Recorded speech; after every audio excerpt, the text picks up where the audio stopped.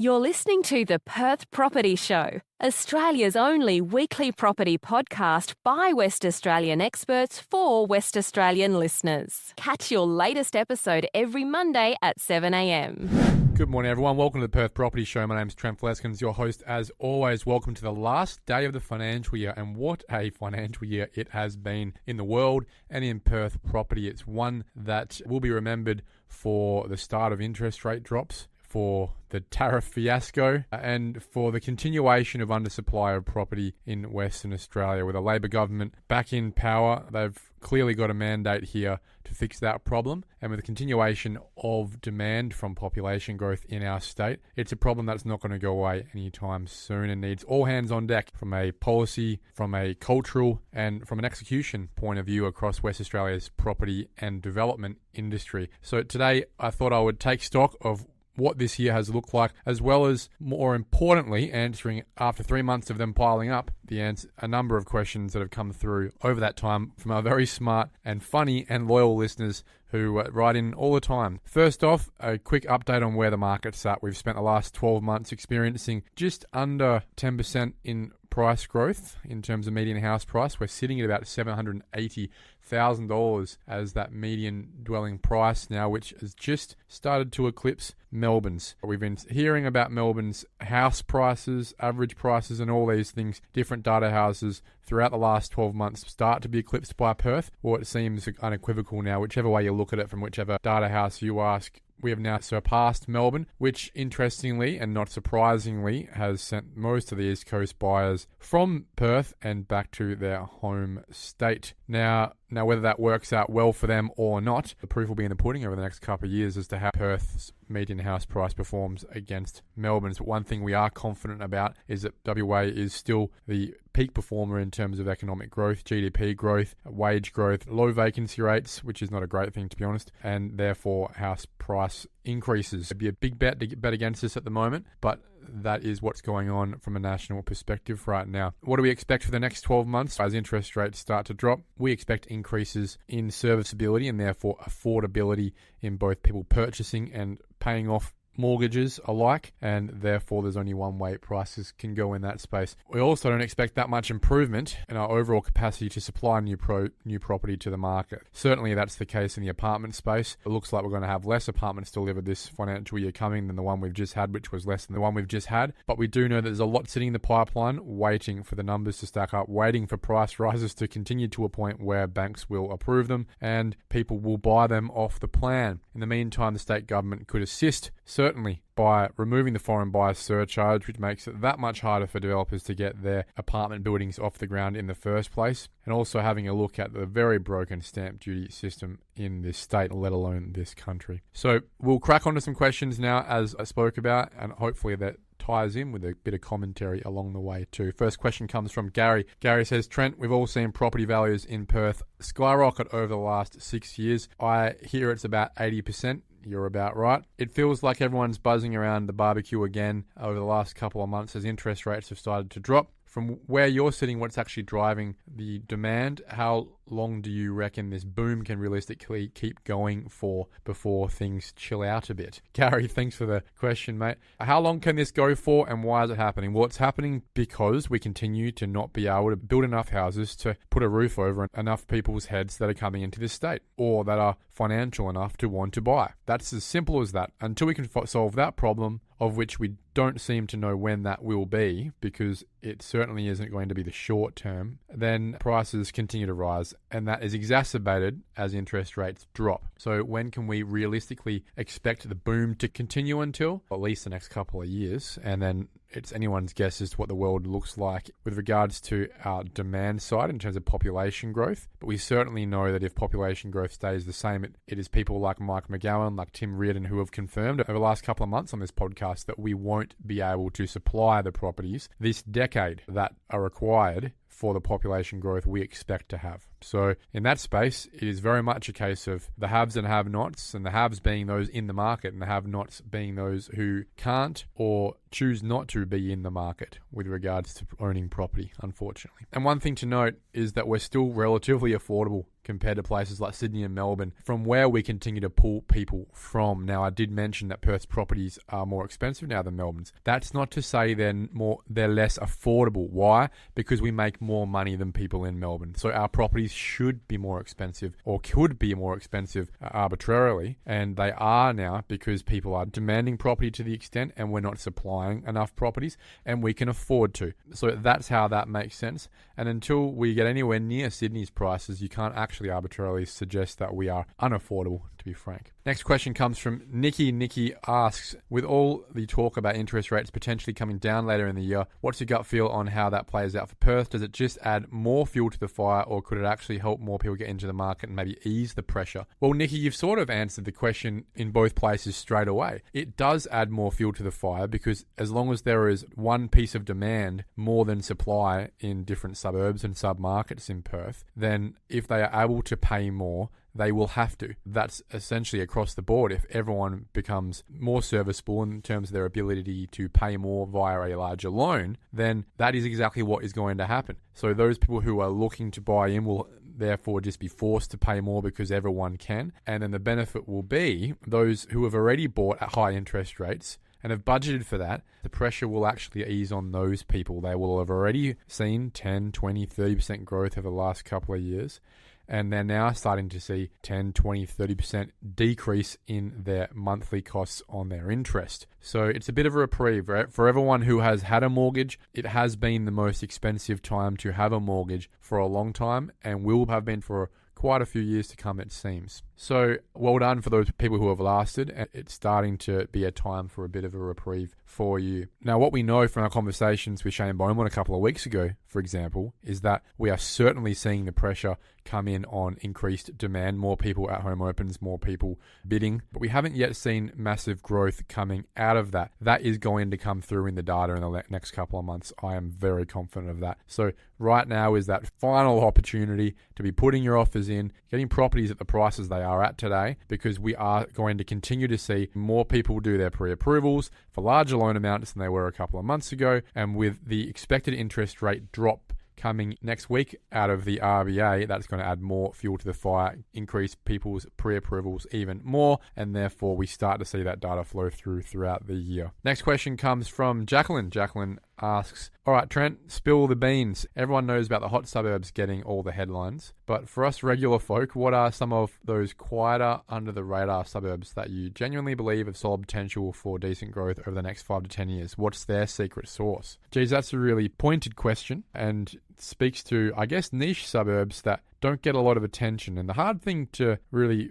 reconcile there is that suburbs that get the most attention get the most growth at the end of the day. You can have best kept secrets, great places where people enjoy their lives, but if it's a best kept secret and no one looks to search for that suburb because it's quite small, then it's not going to have that same demand. It's like a Google search function in a way. The top couple of listings get all of the search results and therefore all the pressure. But let's think about a few suburbs that are smaller, less spoken for in the Perth area. Those would be places like Ascot, Ashfield, Naranda, Highgate, Myrie, Whitegum Valley, Coogee, Belden, Marangaroo, Langford. These are the sort of suburbs that you don't hear being spoken about very often, but that generally offer the same amenity as those suburbs around them. Now, is the amenity in those suburbs changing to make them more attractive suburbs in the way that maybe a Willagee or a Coolbellup have seen improved amenity from improvements from new builds through rezoning and infill, making the suburbs just a nicer place? Not particularly. But are they those smaller suburbs that don't get spoken about a lot, that have a lot to offer? Certainly. Unfortunately, though, the reality is, as I said, it is those standout suburbs that get spoken about a lot that end up getting most of the demand, because people just want to be wherever other people want to be. And those areas, I would suggest, continually, that will continue to be places like your Swanbourne Cottesloes, your Subiacos, your Shenton Parks, your North Beaches, your Triggs, your South Fremantles, Melvilles, Applecrosses, Rossmoyne, Riverton, Shelleys, your Bayswaters, your North Perths, your Mount Lawleys, Inglewood, suburbs that everyone knows where they would be on a map in the first place. They would love to live in the first place as well, and therefore that's where a lot of that pressure goes if possible. At the end of the day, the secret sauce is often just affordability relative to a suburb's peers. So I would be looking at those suburbs that you'd love to be in and see how close the price point is to the one above, the suburb that's arbitrarily better and the suburb that's arbitrarily worse next door to it. And if it's closer to one than the other, you can see where it's going to end up over time. The next question we've got is from Amy. Amy says, if you're a Perth family looking to upgrade, say from a smaller place to something bigger, but you're not swimming in cash, where in Perth do you think you can still find good value? Are there any spots where you can get a bit more bang for your buck without moving to the sticks? Okay, Amy, that's a really personal question. At the end of the day, if you're a family, you really should be looking for a suburb that fits your profile. Are you a water baby? Do you love being on the beach or the river? Do you prefer hiking in the hills? Do you prefer the newer land estates where you've got young kids around so they can all play together? Or do you prefer the leafy green inner suburbs that are actually generally more expensive in the first place? If you're not swimming in cash, where do you think you could still find value in Perth? Value is relative, I guess. It's a perspective thing these days. I would suggest that not many suburbs in Perth, most people would suggest have great value these days. They just are what they are. But if we're talking about a price point, I guess, that's below the median house price, the suburbs where I would suggest you would want to be trying to get into would still be places like Cannington, Morley, Belmont. Those suburbs clearly have a town centre, so they've got all this amenity that you need. You can find properties in those suburbs that are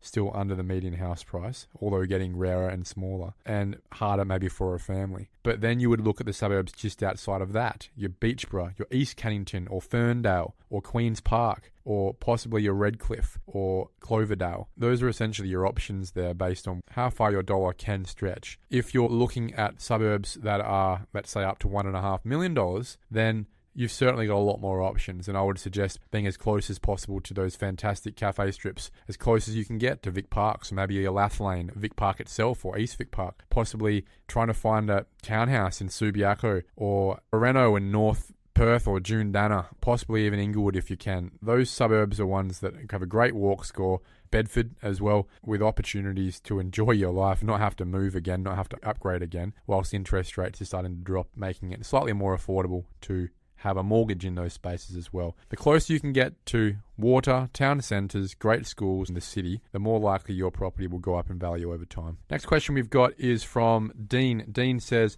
hey Trent, for those of us who still have a decent sized block and are wondering if we can subdivide, with all the R code changes, especially the Part B, Part C stuff, does it actually make it easier or harder for someone like me to split my block? And what's the biggest mistake people make when trying to do this in Perth? All of the changes with the Part B, Part C stuff that you're talking about, you're referring to the medium density code. The medium density code came out a year and a half ago now, and it essentially made it harder in a lot of ways to do a triplex on a 728 square metre block, which is a sixth of an acre for everyone in the old numbers. Increased setbacks, more requirements for trees. A lot of people will argue for it, but it arbitrarily just makes it harder to do developments at a single story level and pushes people to create townhouse developments, which some would argue is getting with the times, others would argue is simply just pricing people out of the market. That works in North Fremantle and North Perth. It doesn't work in Balga or Girraween. It is making it harder, but at the same time, there are still opportunities for certainly two-lot subdivisions, as well as those triplexes on quarter-acre blocks if you have one left, and congratulations if you do. What are the mistakes people make when trying to do a subdivision for the first time?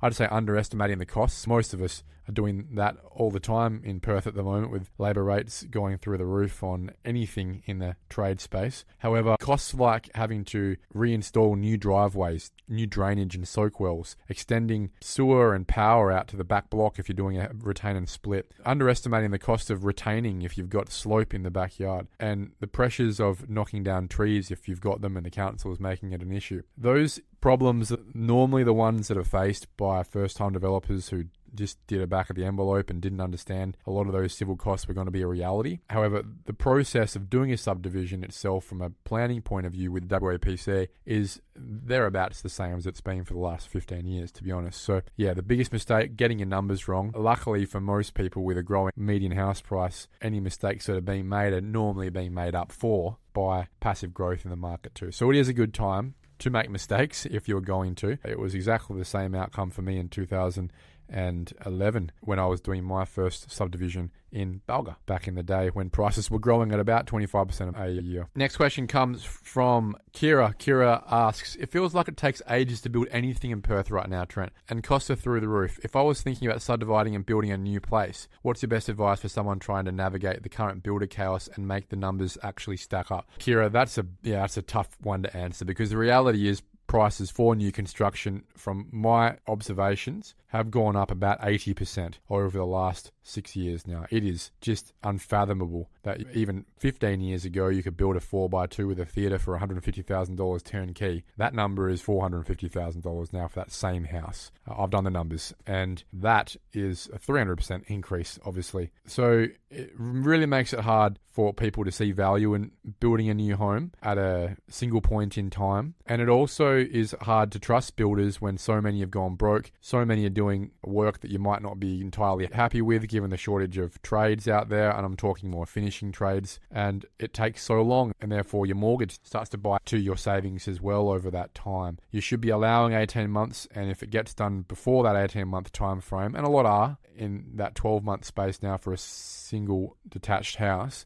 then it's gone pretty well for you. And for a family home, you should be allowing $450,000 at least. For a smaller 3x2 home, certainly somewhere in the mid to high 300s, even up to $400,000 now if it's of any good level of specification. Try and do as much of it as you can by yourself. Use friends for landscaping and painting and things that don't need to be done from day one.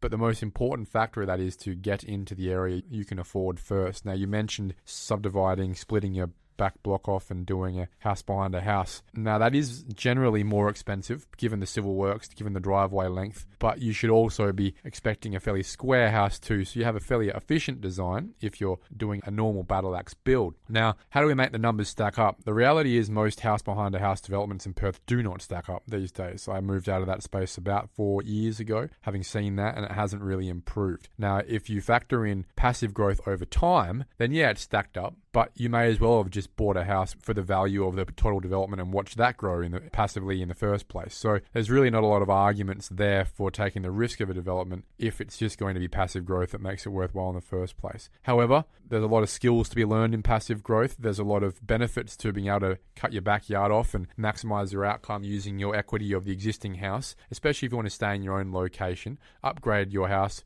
without having to move down the street, and then maybe rent out the house at the front. Use that as an Airbnb for maximizing cash flow if you want to. So at the end of the day, there are arguments for it, but I wouldn't be expecting to do a feasibility in getting 20% return out of it in this day and age right now, especially at the simpler end of town. Do your due diligence. Make sure, if you have the opportunity to, get someone to do those feasibility numbers for you so that you're not walking into a project not knowing what you don't know, if that makes sense, because that really is the only way from a risk perspective that you can stuff this up. Everything else will just be done when it gets done, if that makes sense. The next question comes from Perry. Perry asks, seriously, Trent, it feels impossible for first-time buyers in Perth to get a look in right now without a huge deposit or help from their folks. What are some actual clever tricks or lesser-known paths that young people in Perth can explore to finally get their foot in the door beyond just the usual government schemes? Perry, if there are any lesser-known tricks that other people aren't using, I'd like to know them, but these are the ones at least that I would suggest are most likely, and it's a combination of things that include government schemes. First option you've got is, of course, bank and mum and dad.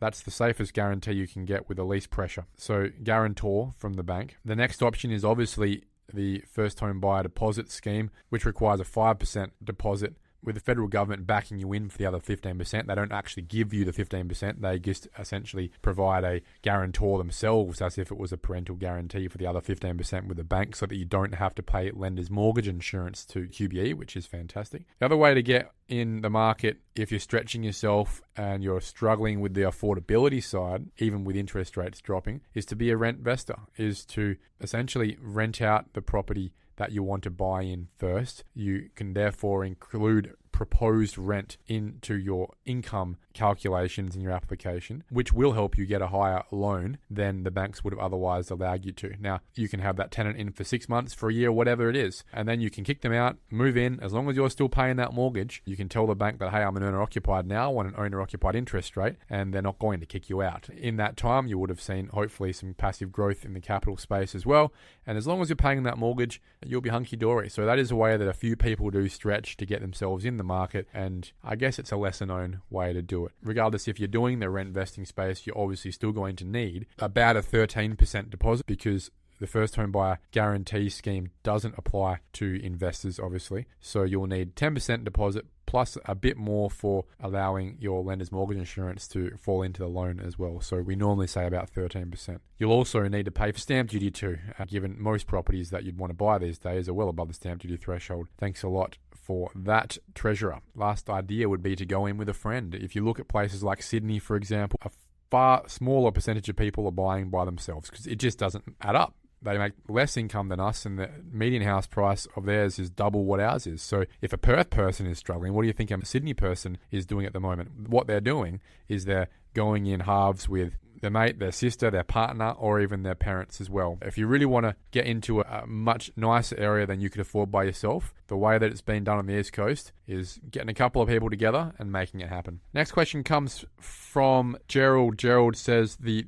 WA First Homeowner Grant is only for new homes. That's correct. Does that mean it's smarter for first timers in Perth to focus on house and land packages, or should we stick to established homes and suck it up without the grant? What's the trade-off? Gerald, I find that the market essentially absorbs the first homeowner grant. It goes to the builder. They factor it into your house and land package cost. It essentially goes to them. It flows through to them at the end of the day. So buying a house and land package, whilst helping with the supply in this market, is not arbitrarily a better idea. In my opinion, and it always has been, buying in established areas as close to the city and or the river as possible has done me wonders. Now, certainly you could buy established properties out in the house and land suburbs too, and they've done really well based on affordability and the increase in the cost to build a home next door in those areas. That has sent the established house price of places like Ellenbrook from about 400 to about 800, so nearly double. So certainly their amenity hasn't changed, but it's been that replacement cost theory outcome that has increased the price of those properties too. I would focus on the largest home you can find that was built about 10 years ago for what would have been about half the price of what it could be today, because that price increase probably still hasn't been factored in totally to the price of that established home in the first place. That would be my goal. And then you just pick the suburb. So largest house with the largest block in the best area possible. Don't worry about the first homeowner's grant. And it sounds like you're going to be above the stamp duty threshold anyway. Next question comes from Jesse. Jesse asks, Trent, getting a loan feels like rocket science these days, especially with the Perth prices the way they are. What are the sneaky things that can really mess with your borrowing power that most of us don't think about, and what should we do before talking to a broker? Great question. What are the things that stuff you around when you're doing an application for a loan? It's essentially your other loans. If you've got debt on credit cards, on store cards, on cars, on personal loans, anything that isn't a house loan, and if you're looking to maximize your serviceability of that proposed house loan, then it needs to go, essentially. Now, there is an opportunity to refinance all that existing debt into that new loan if the bank allows it, and if you've got enough of a deposit to cover the loan-to-value ratio in the first place. That would help, especially given the fact that most other loans are higher interest rates than the home loan you'll be going for. But we can also focus on things like income type. Most banks don't like casual work. No bank will give you a loan if you don't have 6 months of casual work, and only a couple of banks will. A lot of banks don't like contract work. They will discount income that is overtime or site penalties. So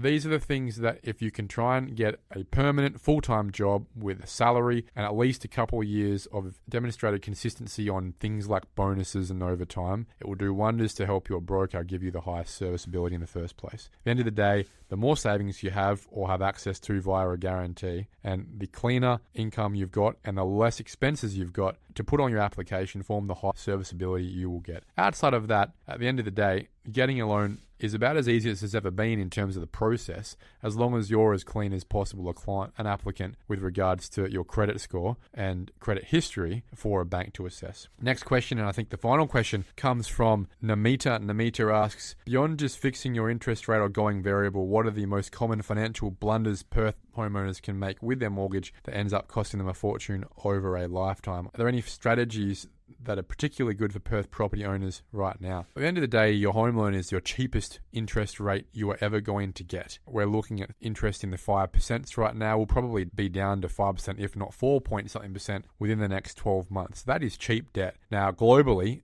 it's not that cheap. Places like Japan and Switzerland have interest rates that are half that. But for our market and our history and the alternative forms of debt, it's as cheap as it can get. A lot of people have been told by their parents, pay your loan off, get rid of it as soon as possible. I would advise that can be good advice, but only if you've got nothing better to do with that money as well. If you have other things you can invest in that will make you more than your interest rate with your home, then it would also possibly make sense for you to invest in that money rather than just paying your home loan off. How can you really stuff up? By not forecasting to have enough cash flow to pay your mortgage in the first place, letting that compound and increase and then getting into default territory where you've got a black mark against your name. That's bad because that doesn't go away for a very long time. So make sure that when you are budgeting, you understand exactly what your household budget is, what your risks are in terms of maybe cash isn't going to come in at this time, and also what your future earnings might look like, up or down. Cater for that. And as long as you're confident that you can pay that mortgage, a variable rate most of the time over most of history has been the best outcome for consumers because fixed rates are essentially a contract agreement with a bank that has more information about the markets than you. COVID was the first time I saw it in my lifetime where a fixed rate actually worked out for most of the population. I don't see the banks being silly enough to have to make that opportunity come to light again. The best thing you can do with your mortgage is pay off what you have to, and if you've got nothing better to do with your money outside of the money you spend on your mortgage, feel free to put that in your offset account or your redraw account so that your interest payments are zero and all you're doing is paying off your principal over time. Rainy day money is always important when it comes to families' budget, and it allows you to be flexible, which is why a redraw account and an offset account is valuable. I just wouldn't look at it as your best form of investment going forward. Guys, that's the end of this financial year. Thanks a lot for listening to all of the 52 episodes we had over this last financial year. I'm really excited to see what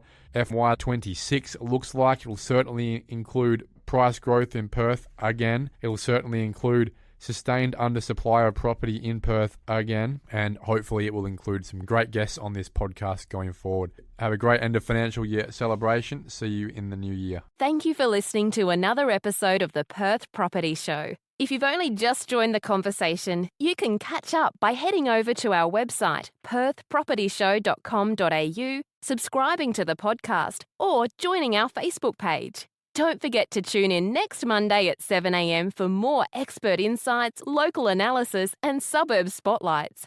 Happy hunting!